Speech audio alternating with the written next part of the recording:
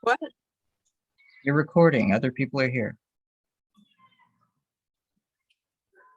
Say hi to Juliana. Hi, Juliana. Hello. Hi.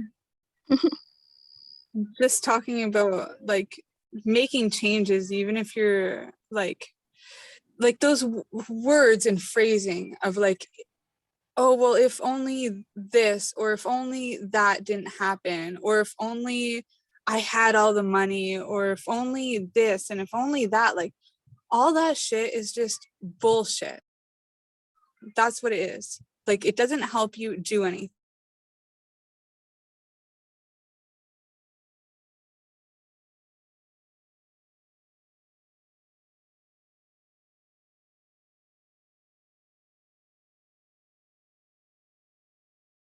Behavior from myself because I deserve better. And then take those actions to do something about it. Everybody hates you or not. You know, it can be abrasive to be definite in what it is that you want, but it's also the most effective way to live this life. Everything else,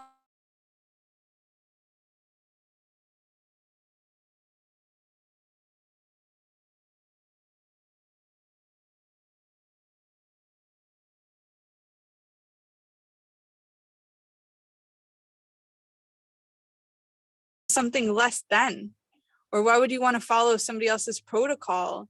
You know, if if it wasn't what you, oh, my phone's overheating. It's so freaking hot here today. But You're losing the signal pretty hard too. yeah, it's because it's hot. It's really hot.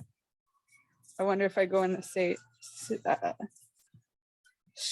if that's any better. Oh my gosh, our rhubarb is like doing good. Just a little baby. There's even a new one coming. Yeah, it's doing really good. There's two there that are doing good. Yeah. Oh man, I've been going crazy lately.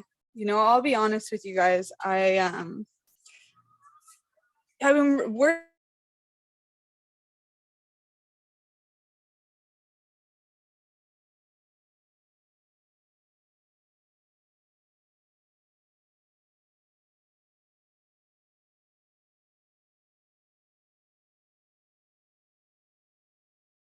help myself first.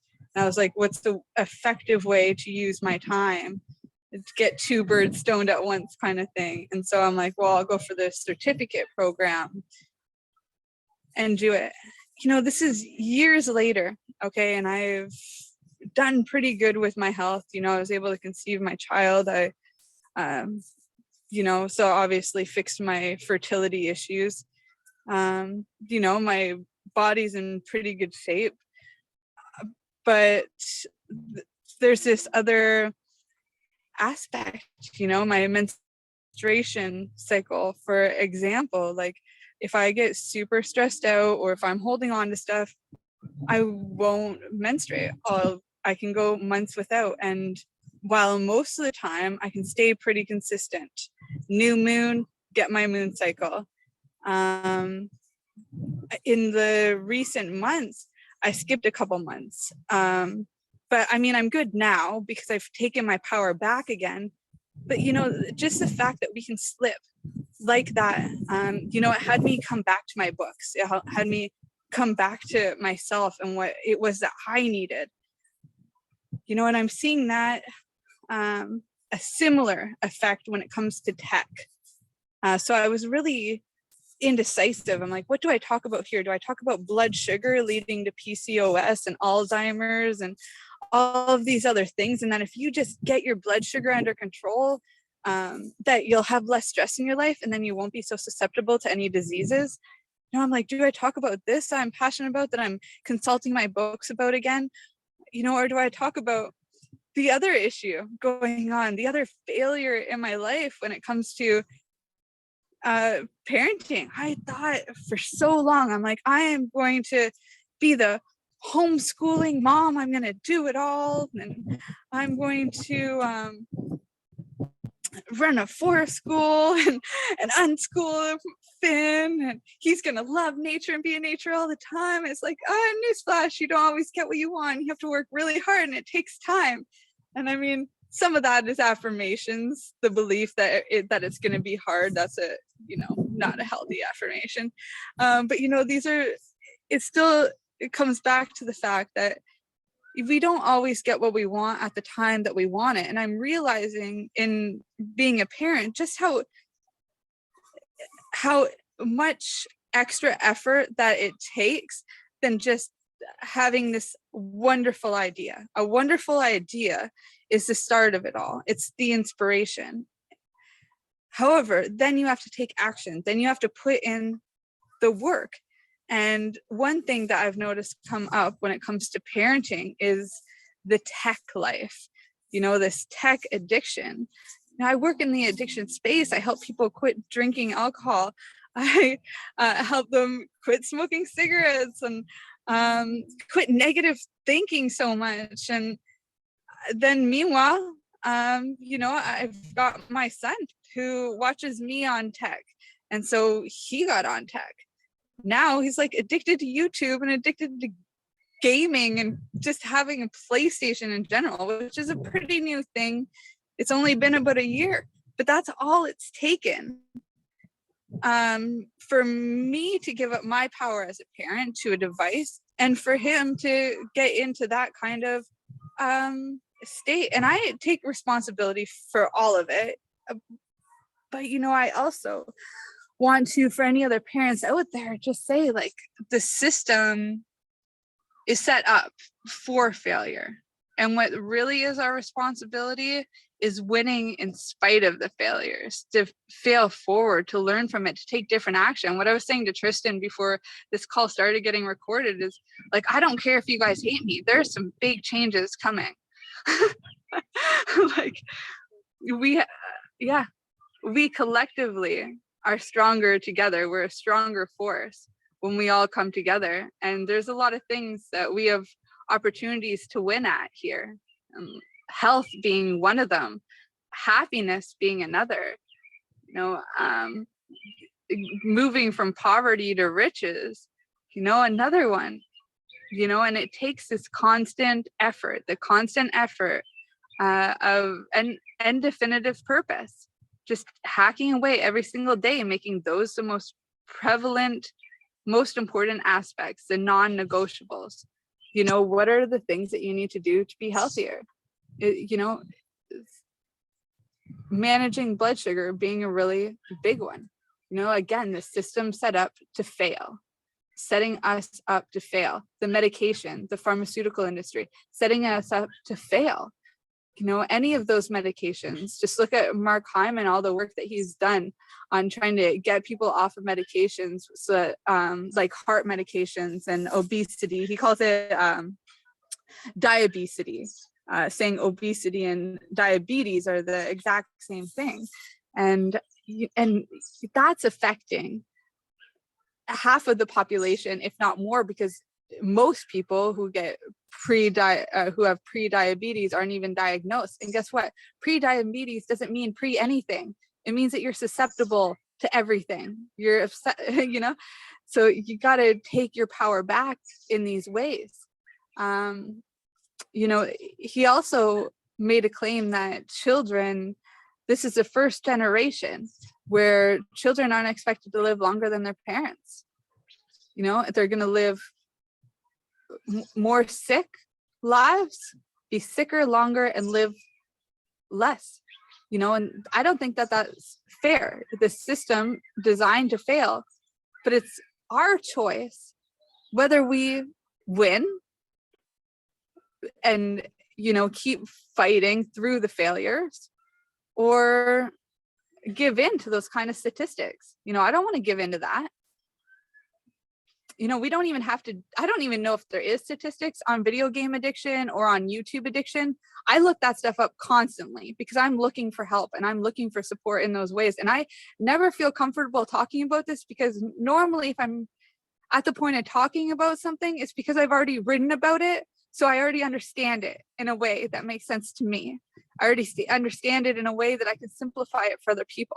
But this video game thing, the PlayStation, the aggression, that, like, my sweet innocent child, that he's just learning life.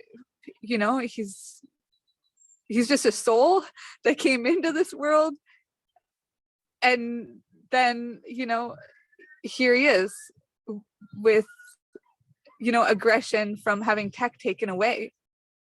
You know, it's not fair, but I'm not going to let the failure or the injustice stop me from taking action. And I'm definitely not going to let anybody else's criticism about how I choose to live my life and how I choose to be a parent and how I choose to heal my body. I'll never let the criticism of anybody stop me from doing what I feel is right in my own life. But, you know, I did want to be vulnerable, I think, and to share that, you know, I'm so far from perfect, you guys. You know, I'm still learning, and it doesn't matter what I learn or what I teach about. I still have to go back to the books. I still have to go back to my intuition. I still have to go back to my heart. You know, just because I think I've overcome something doesn't mean it's forever. You know, it doesn't mean just forget that it ever happened. It means learn from it and build on it and stay consistent. You know, even if things are looking really good, that doesn't mean stop doing the things that are making you be good, or stop doing the things that make you feel good. You know, it's like, what am I thinking of? There's a story in Napoleon Hill's book about this guy that he was a miner, and he finally gave up on one of his mines. There was no more gold, or so he thought. It was just getting too difficult, and he kept investing money to try to find what he predicted to be the next spot of the gold. And he never consulted any experts. He just one day gave up. He's like, I invested enough, it's just not there. And when he sold, the guy who bought the mine and the rights hired an expert to go in and, you know, estimate where the gold would be. And as soon as he hit it, he ended up striking it rich. Now, the guy who sold that mine, he said that it was okay, because, like, while it pissed him off, while like that, I'm sure that would have been like heartbreaking in the moment and just whatever, he said that he learned the lesson from it, to never give up, that the gold is right around the corner, that failure tests us.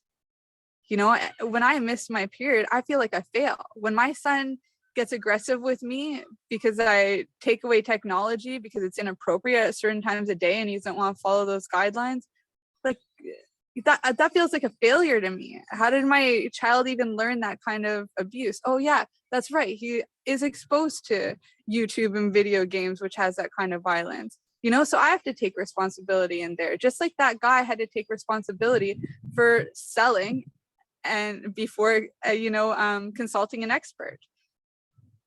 And he ended up going on to become the best life insurance salesman around, because he learned that lesson to not quit when it's right around. So he took what failure he had and transmuted it into a success another way. I'm not saying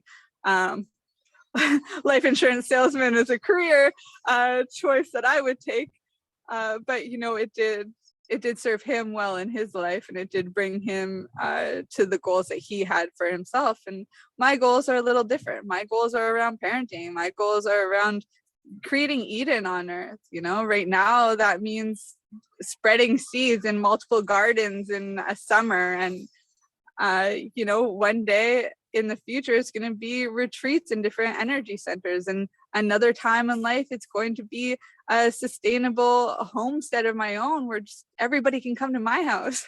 You know, right now I'm owning life where I'm at, and right now the priorities for me are being the best parent I can be, and that means taking care of my own health. That means ensuring that there are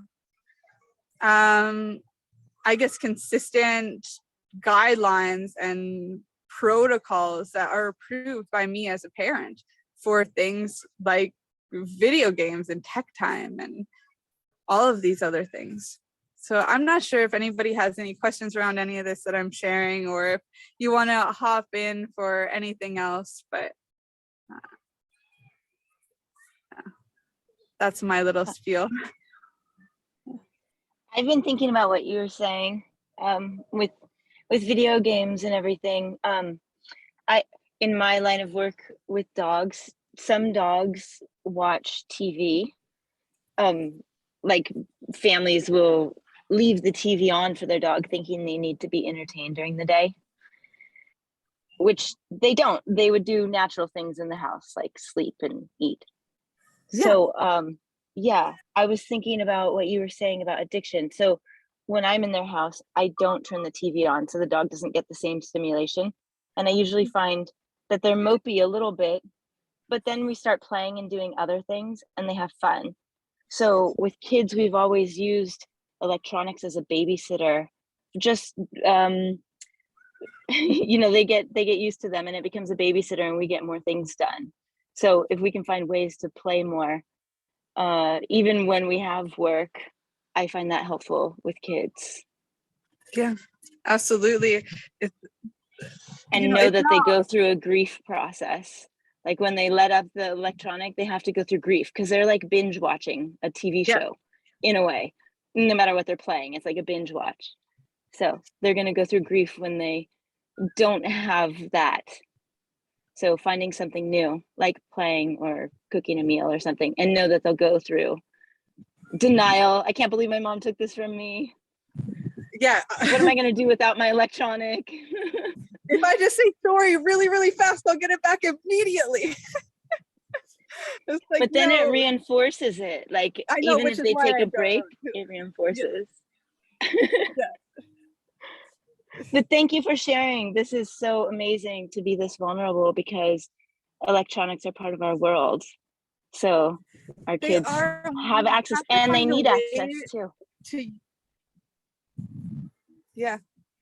That's kind of the reason why I gave it. I'm like, I can't deprive them. There's this conditioning, I guess, that I have, or the stigma about if I don't give him tech, then I'm depriving him in some way, because that is now a type of nourishment in our culture today. And no matter where he goes, and even in our house, he sees us on tech. But that is one of the things that I am dedicating myself and committing myself to not having around him anymore. I don't want him to see me on it, so that he sees for himself that there's other things. You know, if I can lead the influence in that way, then good.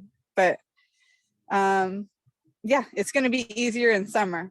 I'm a little nervous when it comes to fall and winter. In summer, there's a lot more to do. But summer will give me the opportunity to plan that out as well. And you made some really good points there, Juliana, so thank you. Yeah, you're welcome. I love watching kids grow, and I remember too how us growing up, and we first like got a phone in the house, you know, and that was like so exciting for us. So this just has more lights and more things to occupy their minds. So there's a lot to learn in electronics too. A lot of stimulation, and a lot of it is not regulated. And even when I'm looking up things on this, you know, like even with dogs, like I've never thought about looking up animals for this kind of thing, but the stimuli must be really intense. And I know some dogs that do like bark at the TV and like participate in that way because that's what their owners are doing. And I know when you're looking up stuff for kids on this, it's very limited. Tristan went into a big search a while back earlier in the year when we first got the PlayStation on like the types of games that are bringing up fear for kids, making kids less sensitive to fear. And I wonder, like, what's the purpose of this? But I can't find the information that I'm looking for. Like, I don't know if there's enough people that are worried about this. So many people are just worried of their life and that they're stuck in the traps themselves to even look it up. Like it surprises me every time that I go to, like, if I'm going to consult the books for a health problem, I can find it. I go try to consult books on this, there's not much. And if you go to the internet, again, very limited. And then I'm on tech looking for solutions on tech, and that just sounds like a paradox I don't want to be stuck in. But I think once I come to an understanding for myself, once I found some things that actually work, that is going to be part of my work to share that with others. Right now, I'm still learning, and I appreciate the fact that I can be open and vulnerable in these ways, because I tell you, like this morning, I thought I was losing my mind. I'm like, I can't do this. I'm gonna have to enroll them in school or something, because I can't handle that. But then I took some breathers, and I'm like, no, Ashley, you made decisions, and you got to stand by them. But it also means that while he's changing and while I'm changing, I also have to change my methods. And that can be frustrating a little bit, because it wasn't what I was prepared to do, especially on this day. I had client calls and this call, and but make it work, rise to the occasion, and breathe, I guess. All right, you guys, is there anything else that you wanted to talk on today? I really liked what Juliana said there when she said, they put the electronics on for the dogs because they think they need to be entertained. And it's the concept that people have that for themselves in general, that they're under this impression that we need to be entertained at all times, or else we'll end up in a madhouse. And it's the fact that nobody can sit with themselves and sit with their thoughts, that it does drive you nuts, and you constantly other things that are interrupting your thought process. And for me, there is nothing even more disruptive than when I'm in a really good flow and I am in a really good breakthrough, and I'm just have quiet music on, and then the commercial comes up and you have to wait 15 seconds for it to finish, and that it just throws your whole mind process off. Just that 5 seconds you have to wait to skip the ad, or if it's a 15-second program, and all of that extra additional information just takes up space, and it makes you unwell. It's being overstimulated all the time. And then the research that I have found, it's really interesting that it's on a similar level of the psychedelic censorship, where there are university level professors studying the effects of brain damage and severe violent behavioral issues in youth and children, specifically from video games. But these articles are very hard to find, and the best that I can even find is that I will find a third resource of somebody who's studied somebody else's article. And it's like, why is this information so kept secret? One documentary that I saw, it was about how somebody died of friggin' organ failure because they sat and played video games for so long that their body just died. The blood pooled in their legs and they stood up and blood clot went to their head, and then that was pretty much it. They were able to bring him back and get a lot of friggin' damage, and that was just from 3 days of sitting and gaming or sitting in. The thing is, the concept is you can sit and read a book nonstop too for 3 days and still have the same health problems from not getting up and moving.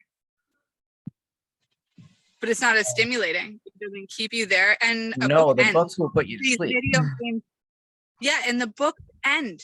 These video games, they don't end. YouTube doesn't end. It goes forever. It's just one loop after the loop. And I tried so hard to,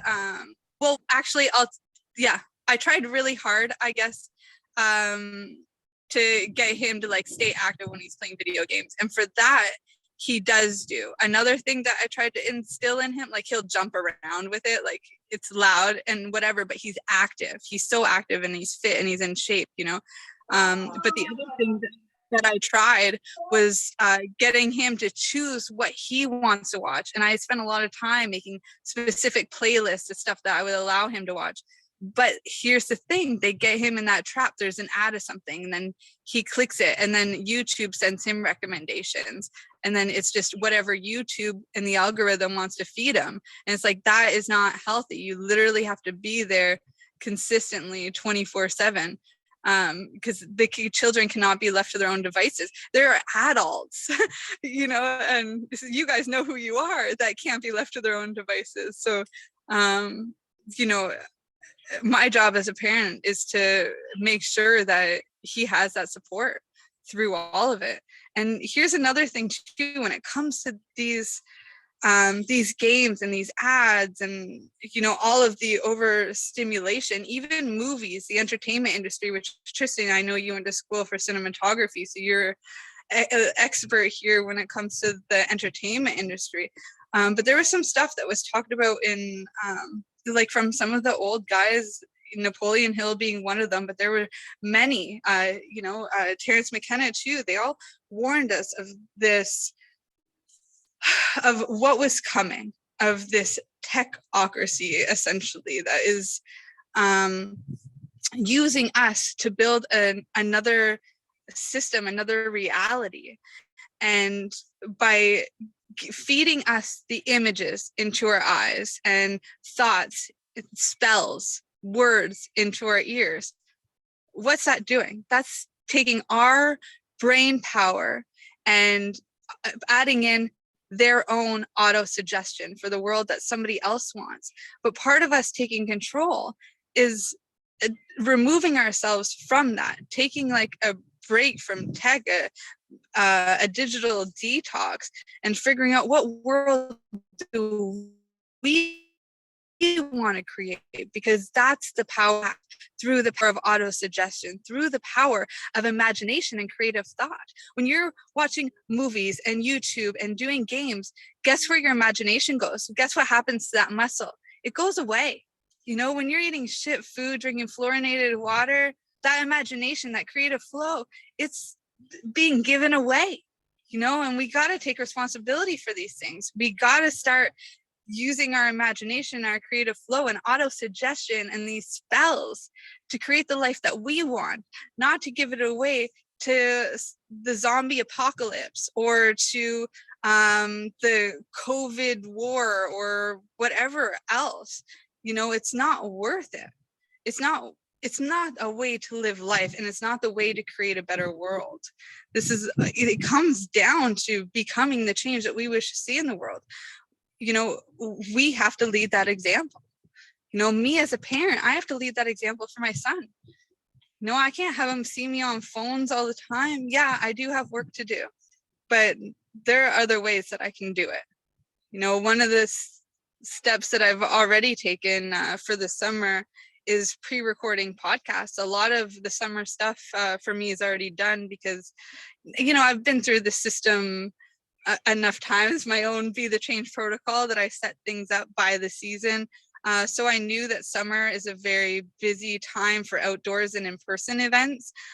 So I decided, instead of doing these live calls and instead of doing a lot of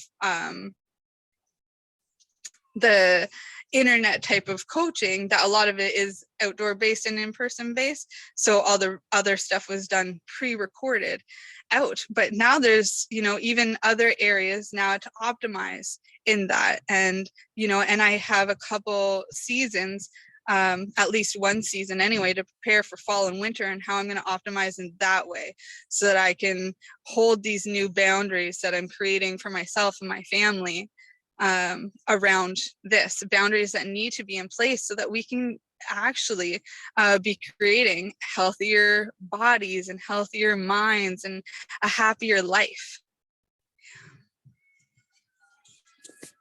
Hi, you guys. We are just about up for time, but if anybody wants to add anything else, now would be a good time. I was just listening to you, and I thought, if whatever your schedule is for using your computer or your phone, like maybe that's when he can play a game. because, and then when you get off, like you make a deal, an agreement, like when I'm on my phone, you can be on your phone. And then when I take a break, Yeah. we take a break. Something like that sounds like it could be helpful to practice, to see if you can get him to learn how to come off of it and then go back to it easier Yeah. without having a Yeah. fit. Yeah. I love that. It's the getting off. That's how you know it's an addiction. But you're right in using time effectively, and that over time that may work really well. I would just have to add to that some tools for weaning them off, like have a secondary activity afterwards, which is the kind of thing that I'm working on now. I've been looking up all morning what are different activities that I can either join, something that's already created, or create for myself that I can have him do to get him inspired to leave the game, because the aggression comes when it's taken away. And I don't want to be the person that takes joy away. But I do still take it away, because I also understand that it's fake joy and that there's limitations and that this isn't healthy. But I don't, that's not the way that it needs to be. It's just the way that it is right now. And so by bringing in more activities, like you mentioned, and even this extra little tip there too on using the tech time that I'm on tech, allowing him to have that too in those moments, and being able to come off on proper limitations, like, or a proper time slot, time blocking. So thank you, Juliana. Thank you for your call today. All right, you guys, is there anything for you, Tristan? Are you good? Good? He might not even be there. I'm there good. he is. Got the kiddo on me here. All right, well, thank you guys so much for showing up. We'll talk soon, okay? All right. Bye, everybody. Bye, Juliana. Bye. Bye.